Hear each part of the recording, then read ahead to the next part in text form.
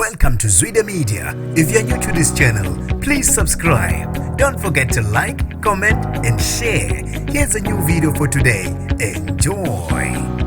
Bashone ujuqa besilisa bawu8 abadudule babulawa eNIU ngesikhulu ihlungu. Nibingelele ngiphinde nginamukele ezidabeni zezwidemete kamala ngosibonga konke wakandwande Mothanda ungangibiza intatheli kaYouTube.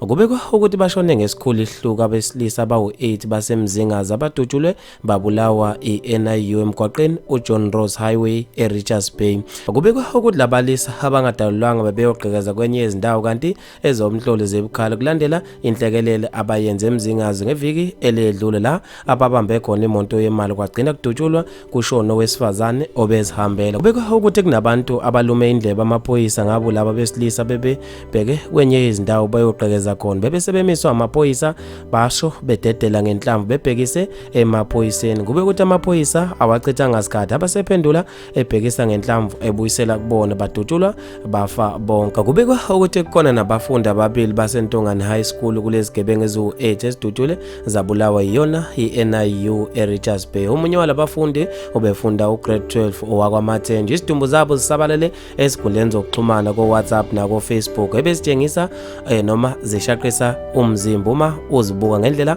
abadutshulwe ngayo. Abantu babenokuphawula kwahlukahlukene khona lapha esikhundleni zokuxhumana ngalo lolu daba. uNdonga Mpumi uthe isosha lifele emsebenzini walo abaphumule abafana ngokukhulu ukuthula. Usiphephile Mabika uthe ngoba futhi sihambe sikubona singabazalikazi kutheni nawo abesefaka ama-emoji akhala. Uphiliswa Xulu uthe ubulungiswa ubenzekile usiswa abantu abulawa i-stray bullet ezihambela ngemonto yakhe enganalutho sengathi umoya wakhe ungalala ngokukhulu ukuthula. uNtobeko Zungu uthe siyabonga kweze kaMkhwanazi. Dan Captain wasethi wow look at this, NIU yenza umsebenzi oncomokayo isha ngisho ama-futures gebe. uRegedez uthe bese niyazithuka umane sibona singothisha siphatha amavolovolo ethu ukuzivikela ezikoleni sisuke sisabela impilo zethu kule mgulukude esiyifundisayo. Wabe esethe okungibhampelayo mina kuyoba idlozi elincane angidlali kanjalo. uMthobisi kubaza uthe basifundileke isifundo ngendlela ebuhlungu kodwa bafethu maningi kakhulu ama-comment ngizofisa ukuzwa ukubhala kwakho ngalo lolu daba khona lapha kwi-comment section. Mina nje intathela YouTube sengiphuma kanje ngithi awungibambe evidweni elandelayo.